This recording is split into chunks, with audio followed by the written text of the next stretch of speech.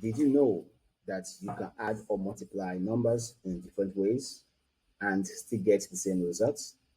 That is the power of properties of operation, from commutative to associative, distributive, and more.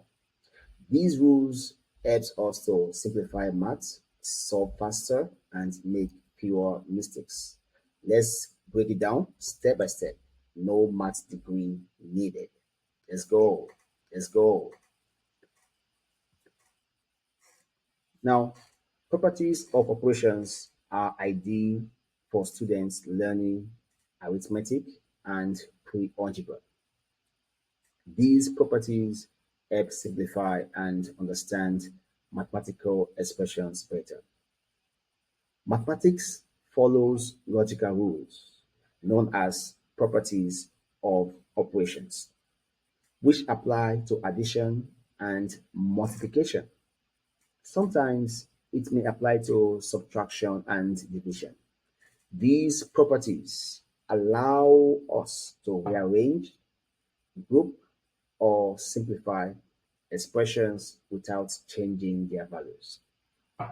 Let's start with the first one on the list, which is commutative property. What are commutative properties? This property states that changing the order of the numbers does not change the results. It applies to addition and also it applies to multiplication.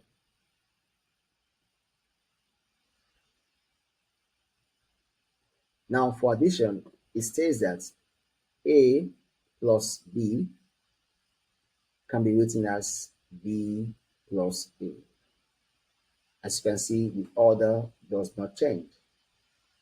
For multiplication, it says that A times B is the same as saying B times A. That is why for addition, for example, you can say 3 plus 2 is the same as saying 2 plus 3. Now, 3 plus 2 is 5, and 2 plus 3 is 5. For multiplication, we can say 5 times 2 is the same as saying 2 times 5. So 5 times 2 is 10, and 2 times 5 is 10. Commutative property does not apply to subtraction. This is because A minus B is not the same as B minus A. For example, 3 minus 2 is not the same as 2 minus 3. 3 minus 2 is 1, while 2 minus 3 is negative 1. So it does not apply to subtraction. It also does not apply to division. So A divided by B is not the same as saying B divided by A. For example, 5 divided by 2 is not the same as saying 2 divided by 5. So commutative properties only applies to addition and subtraction. Next is the associative property. These properties state that changing the grouping does not change the results. Now, what is grouping? Grouping means when we say grouping, for example, grouping means brackets or parentheses.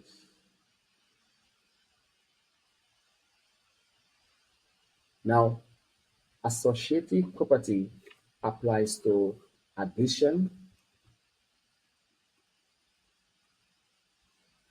and it also applies to multiplication.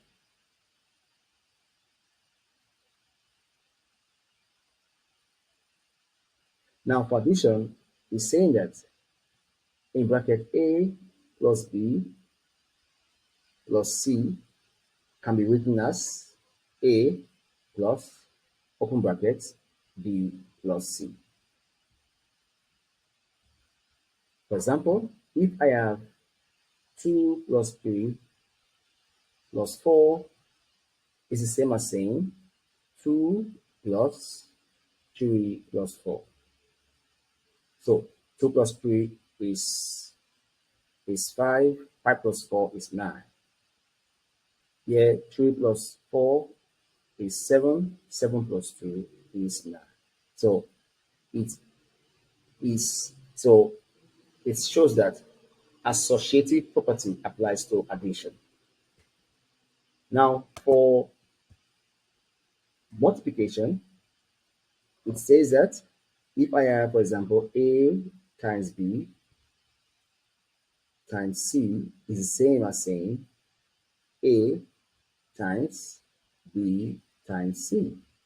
So for example, if we have open brackets, let's say we have 4 times 2 times 4 times 2, okay, equal to 4 times 2 times 2.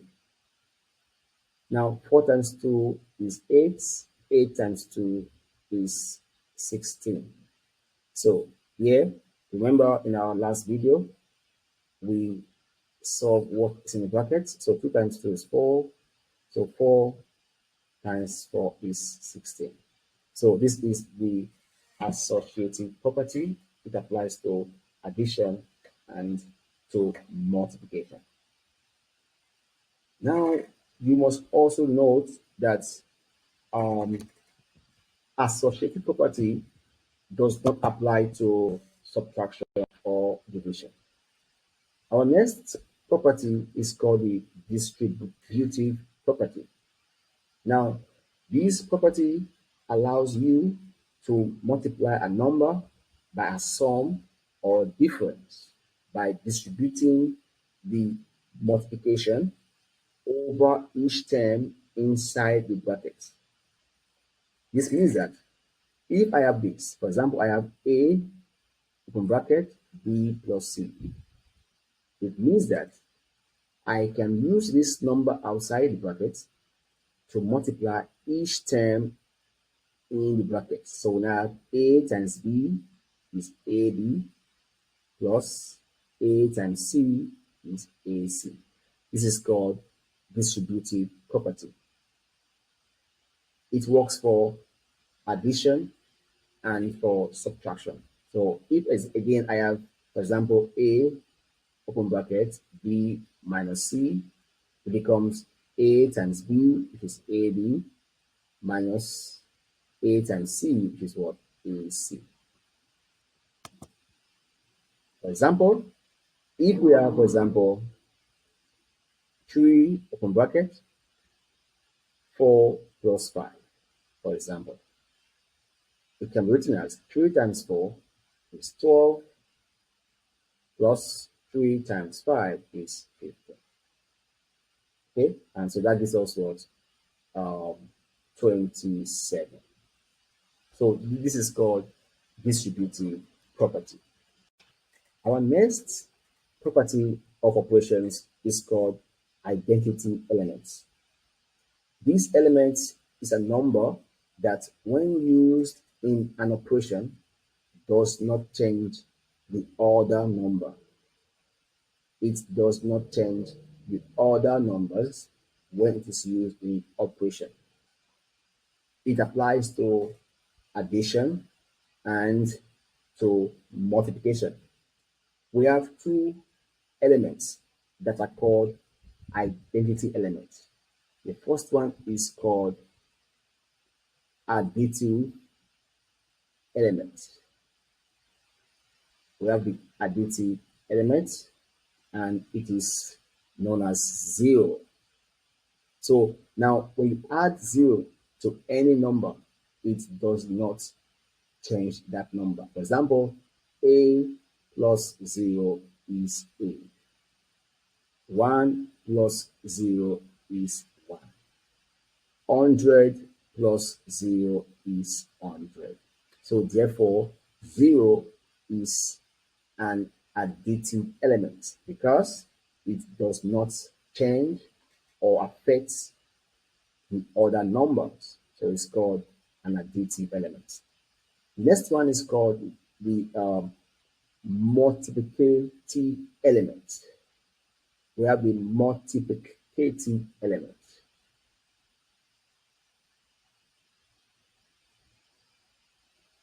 This element is known as 1. So 1 is a multiplicative element. It means that it does not change the other elements when used in operation. For example, A times 1 is A.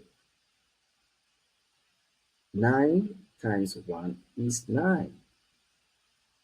200 times 1 is 200. As you can see in these examples, the numbers are not changed or are not affected by 1 because 1 is a multiplicative element. Remember, 0 and 1 are called identity elements because when used in operation, they do not change the other number, or you can say they do not affect the other number. Last element is called the inverse element. Now, an inverse element is a number that reverses the effect of the original number in a given operation.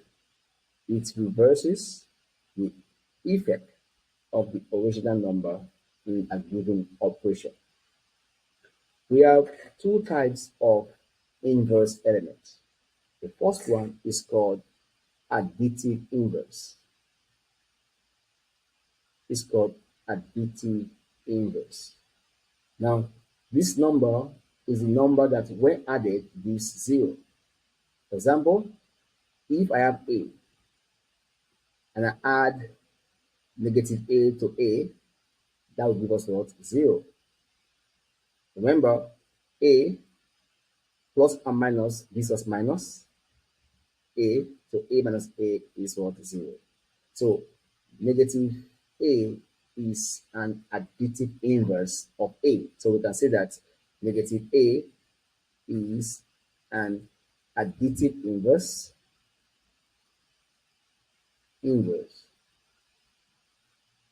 of A. Let's look at more examples of additive inverse. If, for example, I have 5, okay, plus, now the number I can add to 5 to give me 0 is negative 5. So plus minus is minus. So we have 5 plus minus is minus 5. So that gives us what? 0. So it means that negative 5 is an additive inverse